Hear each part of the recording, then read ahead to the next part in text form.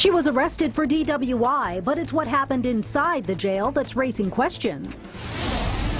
After deliberating for about 4 hours last night, the jury is back at it. Mr. Cosby is doing good. His spirits are up. He's confident. What jurors want to take a second look at in the Bill Cosby sexual assault trial. A major day on Capitol Hill. You solemnly swear to tell the truth and the whole truth and nothing but the truth, so help you God. I do. The fallout that could come from today's revealing testimony. This is KVUE News at 5. Hi, everybody. Thanks for joining us. I'm Mike Rush. And I'm Quita Culpepper. We're on top of two stories right now: Bill Cosby's trial and Attorney General Jeff Sessions' testimony before a congressional committee. And we'll start with the Attorney General. Sessions answered questions on the Russia investigation and the firing of FBI Director James Comey. Also testifying, Deputy Attorney General Rod Rosenstein, who says nobody could get him to fire Special Counsel Robert Mueller without cause. ABC's Lana Zach is following it all at the Capitol.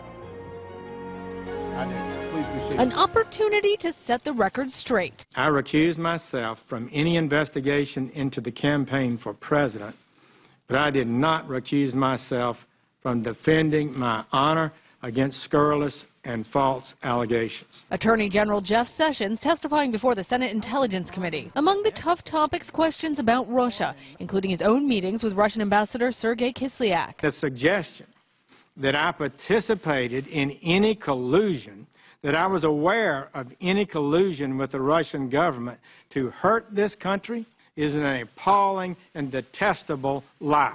Sessions was also grilled about his recusal on Russia and his role in the firing of FBI Director James Comey. Mr. Comey said that there were matters with respect to the recusal that were problematic and he couldn't talk about them.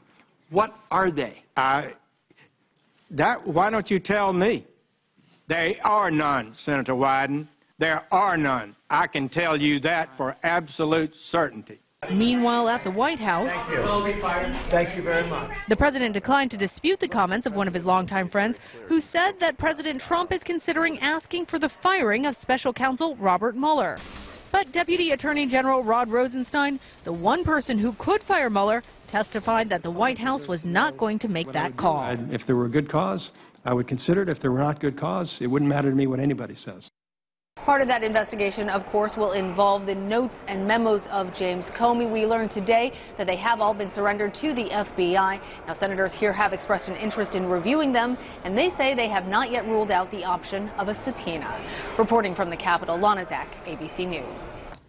We're also keeping a close eye on Pennsylvania, where jurors are deliberating the case against Bill Cosby.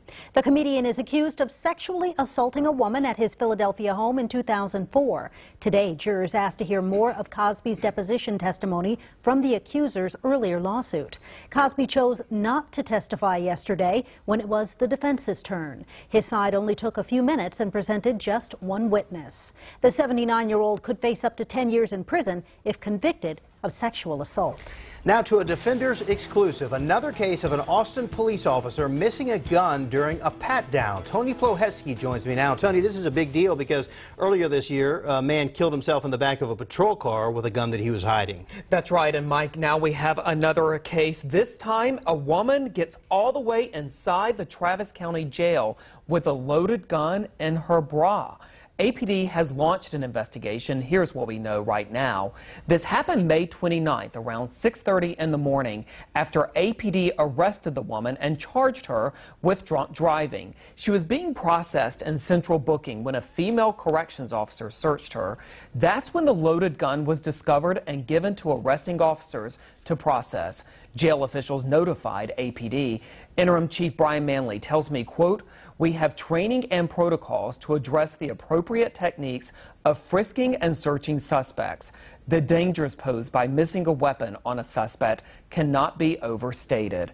In January, a teen arrested for shoplifting who was being driven to police headquarters shot himself in the back of an officer's car after officers missed a gun he had concealed. An internal affairs investigation in that case remains open. Chief Manley tells me that immediately after this latest incident, patrol supervisors reminded officers once once again about proper pat-down procedures. He says the department will also be issuing a bulletin to officers in the next few days. Mike? All right, thanks, Tony. And earlier this year, we looked into how often officers miss a weapon that's later found at the by the correction officers at the jail. From 2013 through last year, about 200,000 people were processed into the Travis County Jail. Of those, officers found one gun, one stun gun, but they also uncovered 40 knives and 4 razor blades. An East Austin pastor remains in jail this evening and is being held on a $300,000 bond. Ruben Garcia's indictment shows 2 counts of sexual assault of a child and 1 count of indecency with the child by sexual contact. KVUE's Rebecca Trejo is live at the Hays County Jail. And Rebecca, we're learning this case dates back to 2013.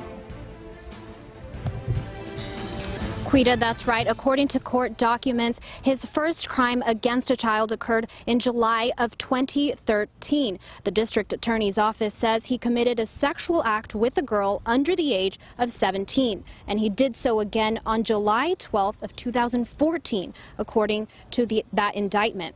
And he's also been indicted on a count of indecency with a child by sexual contact that he's accused of committing on the same day. Court documents state that he had the intent to, quote, arouse the victim. We asked Hays County's district attorney why an arrest didn't happen until now. I can't tell you exactly why it happened in this case, but in child abuse cases, there's often a delay between when the acts occur and when an outcry is made. So quite frequently, child abuse cases are prosecuted years after the events have actually happened. And we asked the district attorney also why whether the crimes happened in the church, but he was not able to comment so that the case isn't compromised before going to trial.